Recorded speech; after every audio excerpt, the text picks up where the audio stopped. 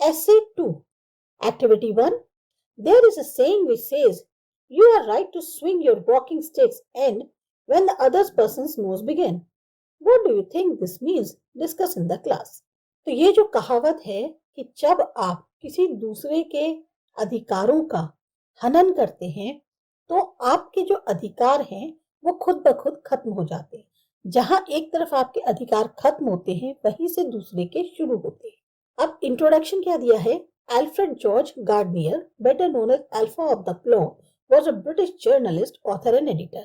अब Alfred George Garnier जो है, जिनको अल्फा ऑफ द प्लॉट के नाम से जाना जाता है, वो एक ब्रिटिश जर्नलिस्ट थे और ऑथर और एडिटर थे। His best known writings are Pillars of Society, Pebble on the Shore, Many Furrows and Leaves in the Wind. ये उनके महत्वपूर्ण काम थे।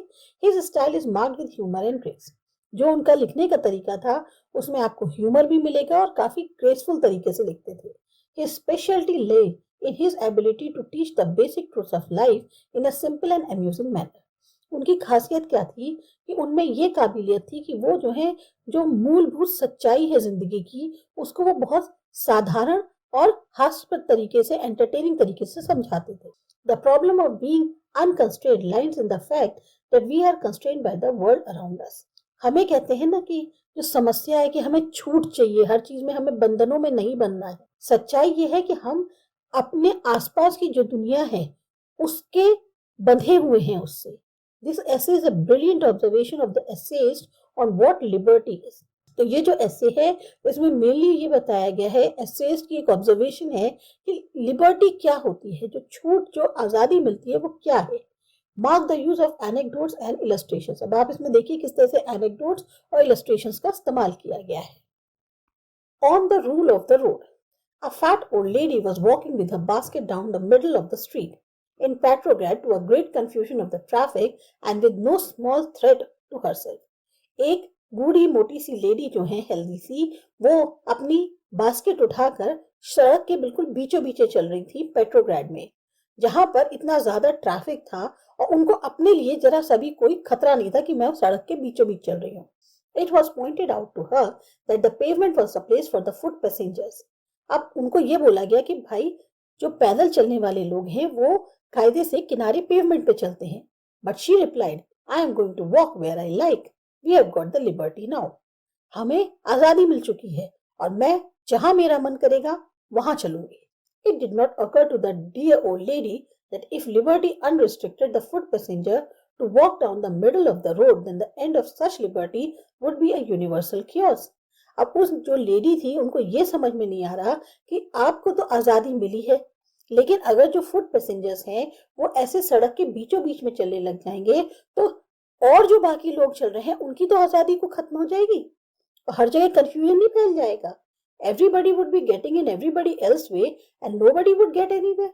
हर कोई दूसरे के रास्ते में आने लग जाएगा तो जिसको जहां पहुंचना है वो कभी पहुंच ही नहीं पाएगा।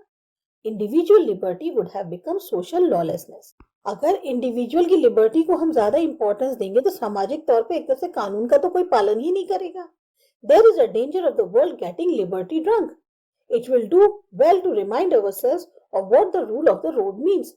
तो एक तरह से हर कोई अगर इस तरह से आजादी आजादी करने लग जाएगा, अपनी मनमर्जी का करने लग जाएगा तो पूरी दुनिया को एक तरह से खतरा होने लग जाएगा।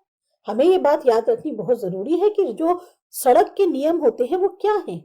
It means that in order that the liberties of all may be preserved, the liberties of everybody may be curtailed.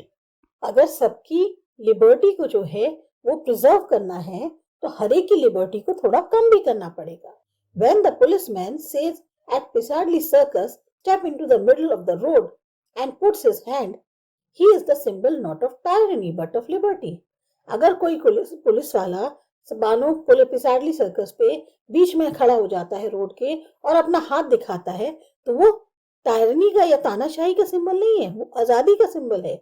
You may not think so, आप ऐसा नहीं सोचते। You may being in a hurry and seeing your motor car pulled up by his fellow dishonour him to be interfering with your free use of the public highway. तो आपको क्या लग रहा है कि वो जो आदमी आपको आगे, आप जल्दी में हो जाने के लिए, ठीक है, और आपने ये देखा कि उस आदमी ने बीच में आकर आपकी गाड़ी को रोक दिया, तो आप क्या करते हो, आप उसको रिस्पेक्ट थोड़ी कर रहे हो, आप उसका अपमान करना शुरू कर देते हो। क्यों? क्योंकि वो जो है पब्लिक हाईवे में जो आप फ्रीली इस्तेमाल कर सकते हो, उसके बीच में वो दखल दे रहा है। Then if you are a reasonable person, you will reflect that if he did not incidentally interfere with you, he would interfere with no one, and the result would be that Pisadly Circle would be a maelstrom that would never cross at all. अगर वाकई में वो सही नहीं होता और वो आपके इन बीच में, जैसे आप कोई भी उसमें गलत काम कर रहे हो और आपको कोई आदमी आकर ना रोके, तो जैसे वो आपको नहीं रोकेगा तो किसी को भी नहीं रोकेगा। नतीजा क्या होगा? जो पिसाइडली सर्कस है वहां पर तो एक तरह से अफरा तफरी का माहौल मच जाएगा। हर कोई अपनी मनमर्जी करेगा, कभी उसको क्रॉस ही नहीं कर पाओगे। You have to agree to the limitation of a private liberty in order that you may enjoy a social order which makes your liberty a reality. तो ये बहुत जरूरी है, आपको इस बात से एग्री करना पड़ेगा कि हमारी ये जो प्राइवेट लिबर्टी होती है इसकी एक सीमा है, तभी हम जो है सामाजिक तरह से जो नियम है, कानून है, उनको फॉलो कर पाएंगे और वाकई में हमारी जो लिबर्टी है वो एक सच्चाई हो। अपनी मनमर्जी हर कोई चाहता है, आजादी हर कोई चाहता है, लेकिन हर आजादी की एक सीमा होती है। अगर वही हर कोई यही कहने लग जाए कि नहीं मेरी आजादी है, मैं जैसा चाहूं वो करूं, तो फिर आजादी का मतलब क्या रह गया? फिर कायदे कानून किस लिए बनाए गए? Liberty is not personal affair but a social contract. ये लिबर्टी जो आजादी है ये हमारा खुद का एक पर्सनल बिजनेस तो है नहीं, ये एक सामाजिक तौर पे कॉन्ट्रैक्ट है। It is an accommodation of interest. इसमें सबके जो हित हैं वो समावेश हैं। इन matters which do not touch anybody else's liberty, of course, I may be as free as like. जब तक हम दूसरों की आजादी को नहीं छीन रहे हैं, तब तक हम अपने आप में जो चाहे वो कर सकते हैं। If I choose to go down the street in a dressing gown with long hair and bare feet, who shall say me nay? अगर मैं अपना ड्रेसिंग गाउन पहनकर लंबे लंबे बाल और नंगे पैर सड़क पे निकल जाऊं तो कौन मुझे मना करेगा? You have the liberty to laugh at me, but I have the liberty to be indifferent to you. नतीजा क्या होगा? लोग मुझे देखकर हंसेंगे ही तो, पर हंसने दो, मेरी अपनी आजादी है, मैं अपने को अलग दिखाना चाहता हूं, मैंने करा। And if I have a fancy for dyeing my hair or waxing my mustache, which heaven forbid, or going to bed late or getting up early, I shall follow my fancy and ask no man permission. वहीं पर मैं कुछ भी करना चाहूँ, अपने colour जो है उनको हेयर्स को कलर करना है, अपनी मुस्टैच को वैक्स करना है, या फिर रात में बेड पर मैं लेट जाता हूँ या सुबह जो है जल्दी उठता हूँ, ये सब मैं अपनी आजादी के अकॉर्डिंग कर रहा हूँ ना। मेरी जो मर्जी है मैं उस पर कर रहा हूँ, मुझे इसमें किसी की भी परमिशन लेने की जरूरत नहीं है। I shall not enquire of you whether I may eat mustard with my mutton. ना मुझे तुमसे परमिशन इस चीज की लेनी है कि भाई मैं मटन के साथ मस्टर्ड खाऊं कि नहीं खाऊं।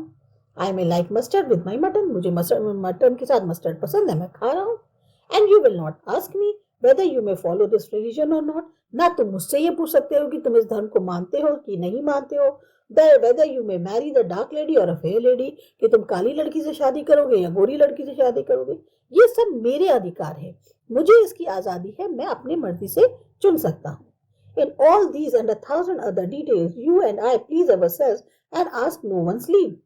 अब इस तरह से और भी बहुत सारी चीजें, हजारों की संख्या होंगी जिसमें ये सब मैं और आप खुद करना चाहते हैं और किसी और की दखल की जरूरत नहीं है। We have a whole kingdom in which we rule alone, can do what we choose, be wise or ridiculous, harsh or easy, normal or abnormal.